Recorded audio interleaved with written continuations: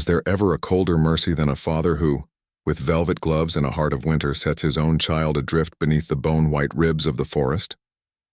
See now, a young thing, fevered and hollow-eyed, wrapped in a shawl of borrowed gold, left like a secret upon the moss, her breath a small bell, her hands clutched about a tiny wooden horse. Winds went singing through bare branches. Crows took counsel on high and would not promise warmth. In that hollow night a hoof-fall answered sorrow, a sound at once animal and sovereign, coming from shadow as if fate itself wore a mane. What beast would brave the dark for the abandoned? What wisdom could a horse offer a child whom men had forsaken? And when the creature came, its flank bore a scar like a half-remembered crest, its head bowed as if for confession. It carried upon its breast the smell of stables and old grief. Would it be friend or omen? The forest kept its breath. The fever burned. The horse stepped forward, and the whole world tipped toward an unspoken mercy. Yet who would dare to say what mercy demands of a beast, or what debt it would collect in turn? In the low country of Ashbury, where maples threw their last leaves like coins to a river, Lord Edwin Ashbury ruled with ledger and law. His house rose white and severe upon the hill. Within its chambers gold made a gentle music, and the fainted bells of obligation called a dozen servants to their steps. He kept honor like a garment, pressed, displayed, never worn wholly warm. That was his way. Measure, account, and polish until the soul seemed a bright surface of glass. His daughter, Isolde, lived where candlelight met embroidery and small rebellions. She learned to count stitches before she could count stars, and she loved horses more than any polite instruction allowed. She owned a wooden toy, a little horse hand-carved by a lap that once could be trusted. When fever took her, she would press that toy like a rosary to her chest and hum a lullaby. The nursemaids forbade. Isolde's world was a house of calculated kindnesses, afternoons of music, evenings of restrained laughter. But it was not hers by right of heart. There lay within her something small, sore, a longing that bloomed where pity was insufficient. She trusted in names and in touch. She trusted foolishly a father's cloak. Her wound was not told. It showed itself as a habit. When she feared, she would go to the round window and watch the stable yard until the sky unmade its blue. She favored a single main streak of gray, as if old horses whispered secret weather to her. Her hands learned the language of bridles and bits by gentle experiment. No proclamation, only the intimacy of fingers that calmed a nervous flank. Those fingers would one day seek a different guide. Lord Ashbury's dignity was a public thing. It could not be sullied by sentiment. When the season of debts and alliances came, he deemed certain attachments liabilities. Isolde's mother, who had once laughed like a bell and loved a mare too dearly, had died in an unmarked way. The father buried both love and consequence with cold deliberation. Where grief had lived, law took root. Isolde learned at once that the world might choose calculation over kindness. On the morning she would be abandoned, the house wore a mist like mourning. Servants moved with the hush of ritual. Isolde's fever had come the night before, hot and bewildering, and the physician had folded his hands and said of the child nothing warm. Lord Ashbury paced in the gallery with a ledger under his arm and a decision under his tongue. He wrote a line in an account book. The ink was black as a moral sentence. He ordered that she be taken, for a little privacy and to spare the household a scandal, to the South Copse, where game was thin and men rarely passed. He bade the steward walk with the carriage and not linger. He told no story of mercy. Isolde thought for a time that the wood was a new country, every sound a foreign tongue, every scent an accusation. Her small hand held the wooden horse as if it were a charm. The carriage stopped. Hands that had once fed her now spoke with clipped duty. They wrapped her in a rich shawl, and then the greatest cruelty of gentle hands, they did not look again. They left her there as though a thing misplaced. The carriage rolled away like a thought unremembered. Branches took back the sound of wheels. A crow made a circle, and Isolde's breath came thin. What would the forest teach a child taught by chandeliers? It taught cold. It taught the starless hour of hunger. It taught wolves the map of fear. Isolde lay shivering, a small island of warmth fading into the moss. Her forehead glowed like a coals of shame. Above her, the trees held parliaments that did not vote to rescue.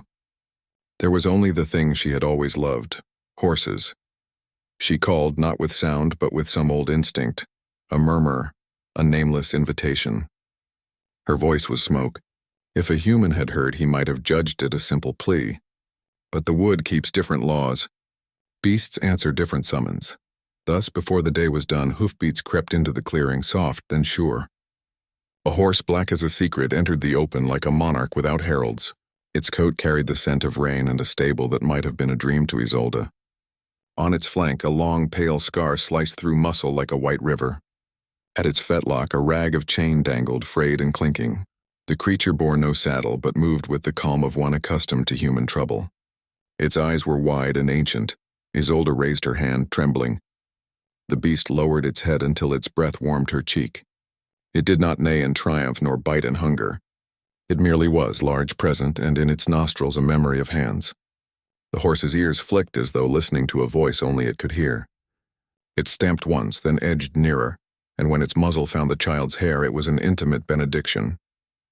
Thus planted were two votive objects, the wooden horse in Isolde's hold, and the great scarred creature that had come like a reply.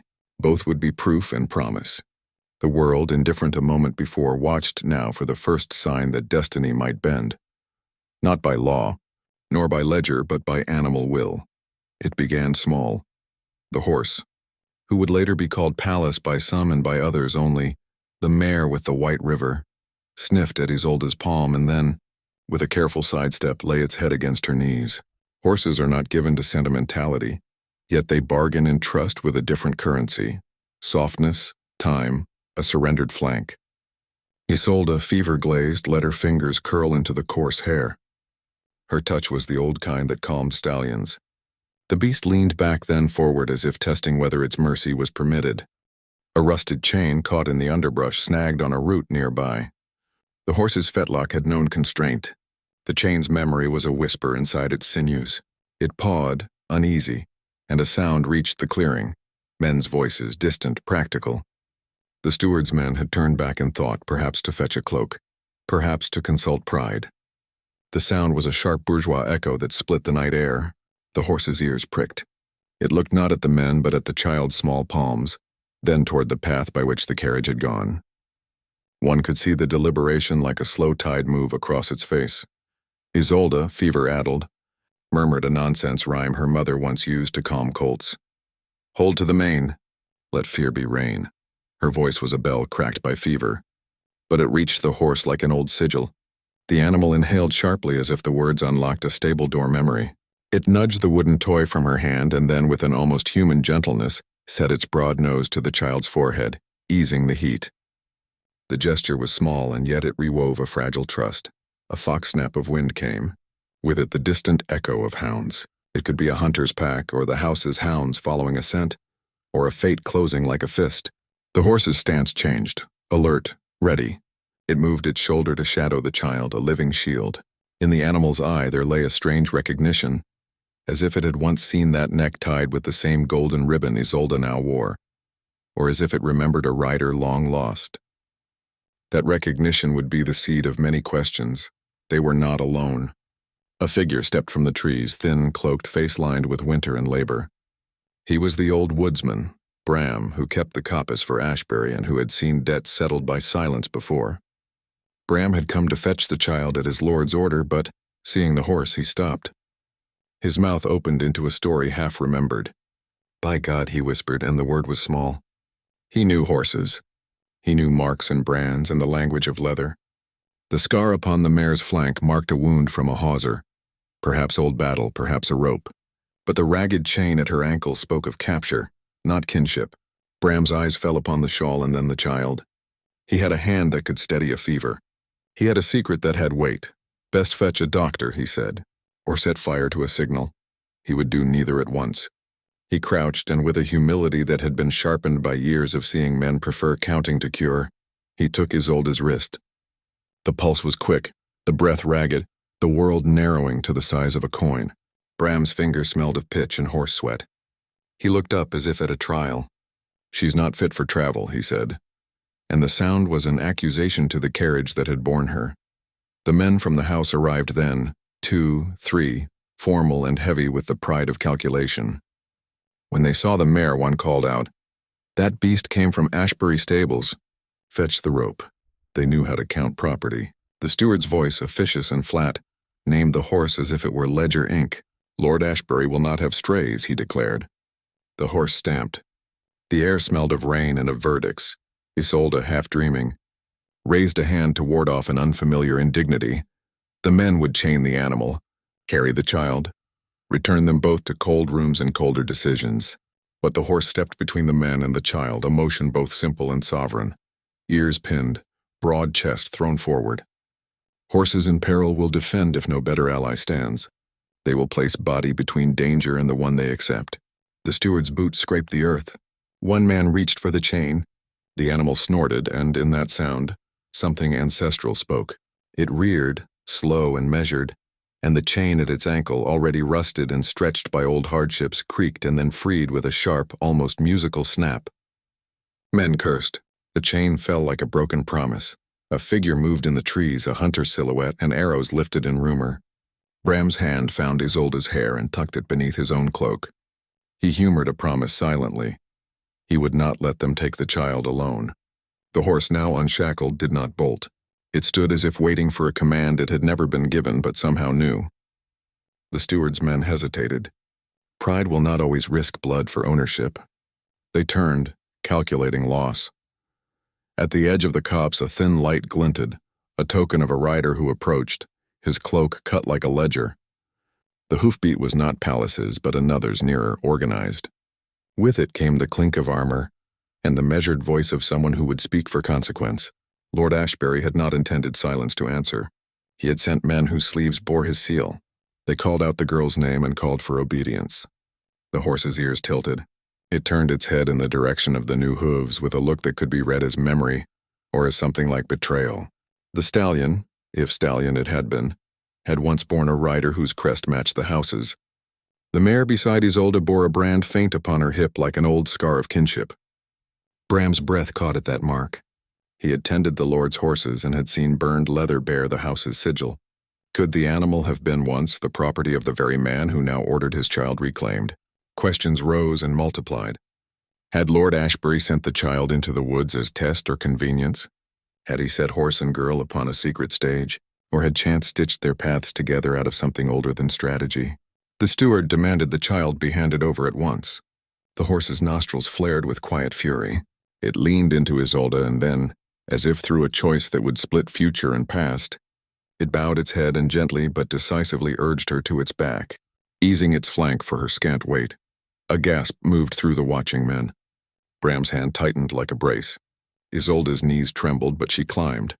Because fever gives its strange courage, and because a horse's flank is a hearth to the kind of child who had known too much velvet and not enough earth. The beast did not bolt away into myth. It moved with the slow, steady rhythm of one bearing a passenger through trials, not escape. When its hooves touched the path that led from the clearing, a hush fell like a benediction. They had set foot into the wood again when a voice cut the thin canopy, Lord Ashbury's voice, near and prescribed. "Return the child," he called, the words like coins thrown into cold water. His rider circled. The mare's ears flattened. She turned not toward flight but toward defiance.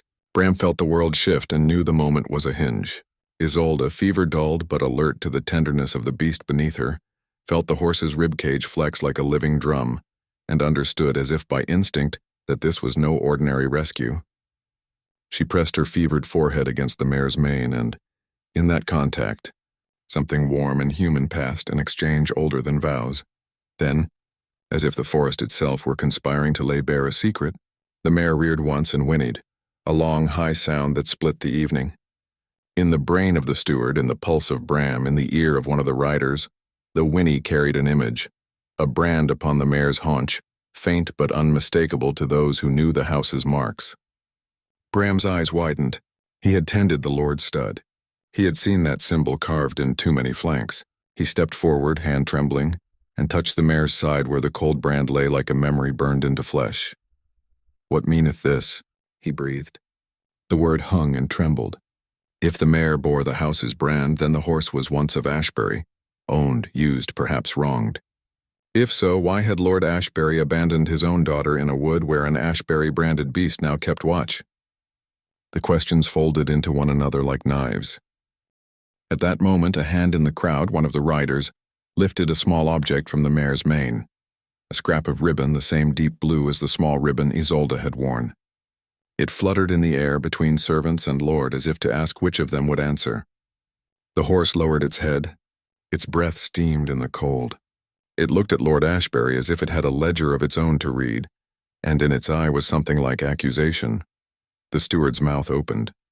Ashbury's face, ashen for the first time, betrayed a man who counted consequences but had not expected the arithmetic of the heart to complicate the sum. The riders drew themselves into crisp lines of command.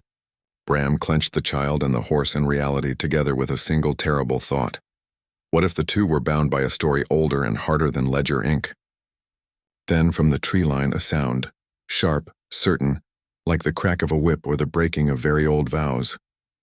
Everything in the clearing inhaled. The mare's scar glinted. Isolde's fever flared. Lord Ashbury's shadow leaned toward confession. The horse stamped and turned its head, and at that instant Bram saw upon its flank not merely a brand but a mark that matched the small wooden horse Isolde kept. The same carved star, the same notch. The world narrowed to a single question. What truth did that shared mark demand, and which of them would live to answer? The sky broke then, and with its breaking came the music of rain like 1,000 small betrayals. Lord Ashbury's riders hemmed the coppice.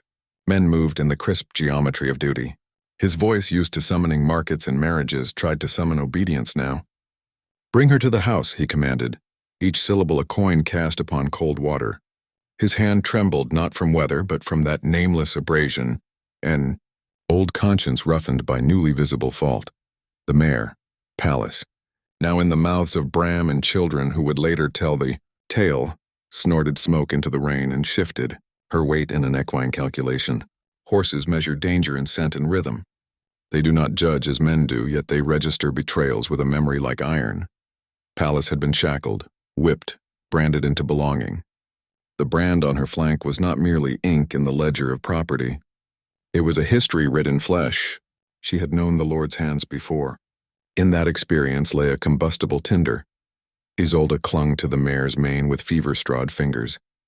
Her small face, fever-softened, held a clarity that terror sometimes bestows, the bold, unadorned seeing of truth. The mare lowered her head until her nostril warmed Isolde's cheek. That contact, animal, honest, and immediate, was a covenant. It named who would stand and who must account. Lord Ashbury stepped forward, garments clinging to him like reasons. His eyes, those hard arithmetic orbs, flicked to the brand and then to the child. Shame, a slow and unfamiliar guest, took him by the shoulders. "What madness is this?" he said, but his voice was glass-beaded by strain. The riders murmured obedience and law, but the law is a brittle thing when pressed against a human heart. Bram, hands like oak and a face lined by wood smoke, moved between them, insisting with a steadiness grown from long seeing. "There is proof enough here for any man of sense," he declared, and he drew from his coat a small dirt-streaked locket he had found earlier, dislodged by Pallas's patient pawing at a root. It hung from a chain like a timid confession. The rain made the metal cry. The locket opened under Bram's thumb to reveal a faded miniature and a scrap of handwriting. Marianne's hand, the curl of the letters like a soft horseshoe. The name, Isolde's mother, glowed with the stubborn light of truth. The letter within was brief, the kind of thing penned in a feverish pocket of courage. It spoke of love not licit enough to bear in public, of a child not to be claimed by a house that feared the stain of affection, and of a promise that the mare, whose foal once nursed beneath a thatched eave, should be kept where she could be gentle to the child if ever cruelty came. Marianne's last line had been a soft rebellion. "If I must not keep her, let the beast be my witness. May hoof and herald bear our proof." The word struck Lord Ashbury like a ledger balanced against the face. His jaw worked. His mouth shaped the name Marianne as if tasting a bitter apple. For a breath he was a man whose sums had exploded. Pride and fear had led him to calculated exile. He had taught himself economy instead of mercy. Now the economy returned its dues. "This is folly," he stammered, yet his voice no longer carried the absolute weight it had worn in halls. The riders steeled themselves, but behind them the servants who had once bowed at his door saw in the locket the simple geometry of a human truth. A hush thick as the rain bound the clearing. Pallas's ears twitched. She had pawed at that root for reasons older than ledger ink. Horses are truer to their instincts than men. She pawed again, and with an action at once animal and deliberate, nudged the wooden horse from Isolde's lap. The little carved toy struck Bram's boot and rolled into the sod. Its notch, an odd, imperfect star, caught the eye. Bram, whose hands had measured leather for decades, recognized the cut the moment his palm met the toy. He swallowed, and the swallow was the sound of history aligning. "You hold it?" Lord Ashbury asked, voice hollowed. The mare lifted her head and, with the dignity of one who carries memory in muscle rather than in ledger, stepped closer. She pressed her muzzle against Ashbury's sleeve. Men do not always read the significance of such gestures. Horses make their meaning by contact. The slick of the mare's breath struck the lord's cheek. He flinched as if touched by his own past. A servant, younger than shame, bent to lift the toy and, with the care of one unaccustomed to relics heavier than coin, set it beside the locket. The two artifacts, wood and metal, lay together like witnesses. The carved notch matched a mark on the locket's back. Two halves of a single secret pressed into each other like a healed wound. At that instant, Pallas reared. She did not rear for rage nor for flight, but for a ritual older than words. Her forelegs struck out, not to harm, but to create a space, an animal oracle. A rider could be unseated by such emotion. A proud man might find his footing lost. Lord Ashbury staggered backward as the mare's chest puffed forward. Rain drove at men's faces like small accusing nails. For a breath, the clearing held a theater of consequence.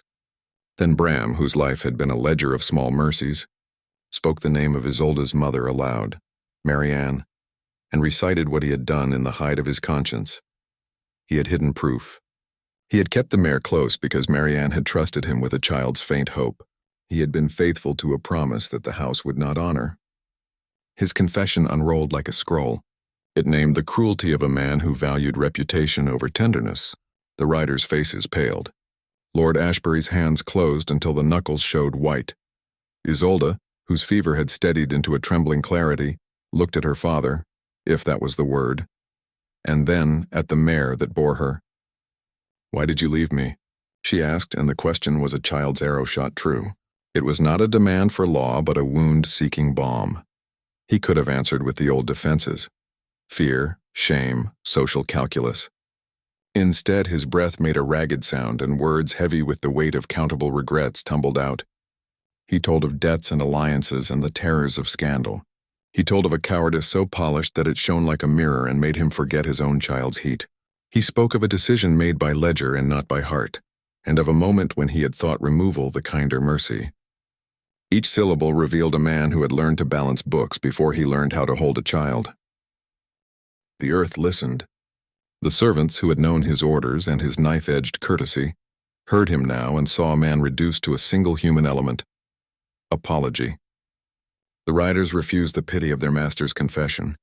Some looked at their hands as if to learn how to be gentle.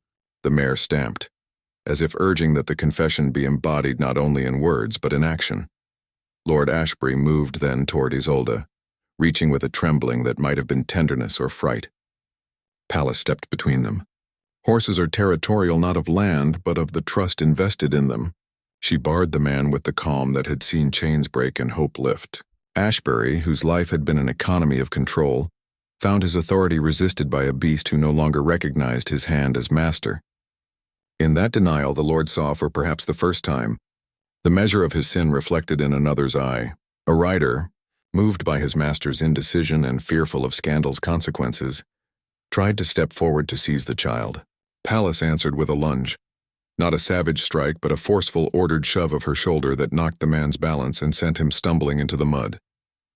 He rose, dripping with humility and rain, and the clearing's geometry snapped into new pattern. No blood was shed, no life unmade.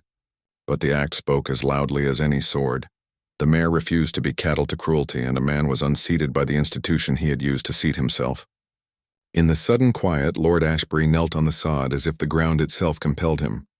His robes caked with earth, he looked not to his servants but to the child he had wronged. "Isolde," he whispered, and the name was an offering. He tried to find in law the redemption he had spared in life but found none. Only in the raw admission of guilt could he hope to bridge the breach. Bram pushed the locket and the wooden horse toward the Lord, demanding some restitution of truth. The mare lowered her head to Isolde and let the child bury her face beneath the wet mane. The gesture sealed the moment. Animal and infant conferred an unspoken alliance, and a man's ledger counts an addition it cannot yet balance. Then, as if the weather had waited for the resolution to be signed by body and breath, the first light broke across the coppice and struck the brand upon the mare's flank like an indictment. It showed not merely ownership but the trace of memory. A hand too quick, a lash too sure. The brand glowed, and in that glow the final measure was taken. A house could own beasts and buy silence, but it could not own the truth once that truth chose to speak. After the confession came the dull work of consequence. Lord Ashbury, publicly humbled, gathered his shoulders as best he could and asked, with a voice stripped of command, how he might repair what he had broken. He offered coin position apologies. The world offered the slight indifference of systems, laws that could be applied and reputations that might be smoothed. But Isolde wanted none of those transactions. Her fever had taught her that warm hands matter more than warm halls. Bram, whose loyalty had been to a promise rather than to a house, suggested a different economy. Let Isolde be tended by those who knew how to coax life from fever and feed it with patience. Bram himself, the stable-keeper's wife, who had once warmed foals with her breath, and the mare who had returned like a conscience. A small circle of servants, emboldened by what they had seen, commuted their fear into care.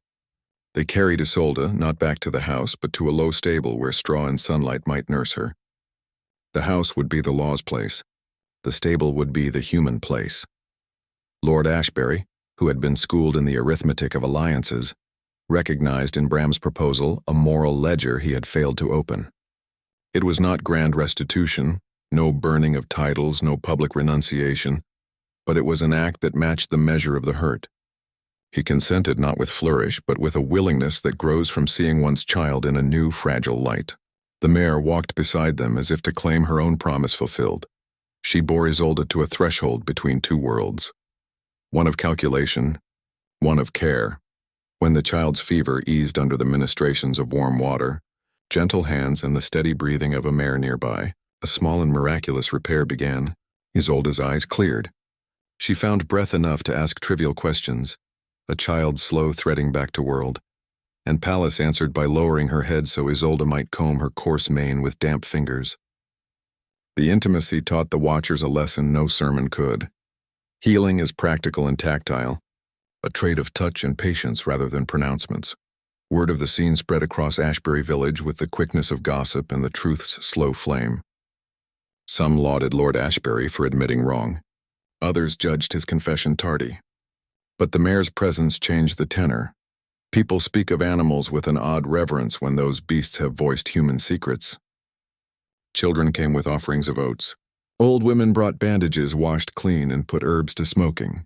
The social calculus shifted. What had been a ledger of shame became a modest account of mending. Lord Ashbury, confined now to a different kind of watching, learned anew how small things could redeem. He visited the stable often, where iron and hay and the smell of animal breath taught him humility. He listened as Bram told him of ways a man could prove himself beyond words, by steadying a child's pillow, by bringing wood for nights, by placing a hand on a mare's flank without claiming her. None of these were grand gestures, but they were payments that counted. The mare, who had been branded and broken and yet had kept a kindness in her ribs, found with Isolde a companion made not by law but by mutual rescue. When the girl could walk, she led Pallas into light and laughed with a voice that had been smoothed like a new bell. People said the horse seemed to smile when the child did. Horses do not smile as men do, but she did carry her head high and prance in small, easy arcs, revealing a vitality that had been suppressed by chains. The steward, who had once spoken of property and profit, offered resignation to the truth that the world had begun to require. He found his place shifted from a man who policed assets to one who protected lives. The riders, chastened, returned to duties with the residue of a lesson. Authority without tenderness finds itself hollow. A household led by ledger alone cannot teach the warmth of a hay-warmed palm. As seasons turned, the tight geometry of Lord Ashbury's life softened into a series of small remakings. He did not become a saint. Men shaped by years seldom transit to sainthood overnight. But he learned to visit the stable without the shoulder of command. He did not raise his voice in that fragrant place. His apologies multiplied into acts. A repaired fence, a paid apprentice's fee, a small trust fund to teach Isolde what she desired, horsemanship not as spectacle but as living craft. The house kept its gold, the life kept something warmer. There is a way, in the quiet after storms, for a creature's simple acts to rewrite the ledger of a life. Pallas, whose flank once bore the brand of ownership, had chosen instead a different kind of accounting. She had paid in hoof and breath what men could not calculate. Isolde, who had been abandoned, reclaimed a domain not of marble halls but of living things. She learned to ride not as a pageant but as a craft. She fed colts and told them stories that were more like prayers, small votive things cast into the world. Marianne's locket remained in Lord Ashbury's keeping. He wore it against his chest sometimes in the stable's hush, a private chastening. In time he confessed publicly, not for praise but for a kind of moral housekeeping, and he ensured the mare's past abusers found the consequences that law and conscience required. He could not return time nor mend the exact cuts his decisions had made, but he made amends in the slow currency of days. Years later, Isolde would lead Pallas to the edge of the coppice where the moss still held the cup of that first fearful day. There she placed the wooden horse upon the earth and, as if making an offering, laid it upon a small mound. The carved star caught the sun and sent a glow like a promise across the plain. Pallas lowered her head and touched the toy with a velvety muzzle, the same soft benediction that had first given warmth to a child. The town watched, not as spectators of a spectacle, but as witnesses to a truth older than law, that mercy will return on its own hoof if given room to move. Isolde's hands, which had once clutched feverish and fearful, now steadied colts and consoled old mares. She would teach children to read hoofprints like letters and to believe that animals keep certain kinds of memory more faithfully than men. Pallas lived out her days in the field beside the stable, her scar a map of survival and her lungs bellows for life. Lord Ashbury grew old in ways men do when they have learned humility, the cheeks softening, the ledger less tyrannical, the laughter less brittle. He did not die undone by guilt, but he carried with him the image of a child on a mare's back, and that kept him from easy comforts. He would sometimes sit in the doorway where he could watch the field and think of debts paid not by coin, but by a small, patient hoofing of mercy. In the end, there remained a final reckoning of the heart. The story demanded not vengeance, but repair. What was given away in a moment of fear could not be wholly reclaimed by a later hour of contrition. But where kindness reappeared, unbidded and animal and plain, the wound closed enough to allow the world forward. Isolde's life was not untroubled. The ledger of her years bore margins of sorrow, yet she had learned how to count differently, in warm hands, in steady breaths, in the slow return of trust. On a dusk when the sky hung like a curtain, Isolde mounted Pallas one last time across the field before the seasons turned crueler. She felt the mare beneath her. The old brand softened in flesh and the new story pressed upon it. Pallas tossed her head and Isolde laughed, a small bell in a quiet night.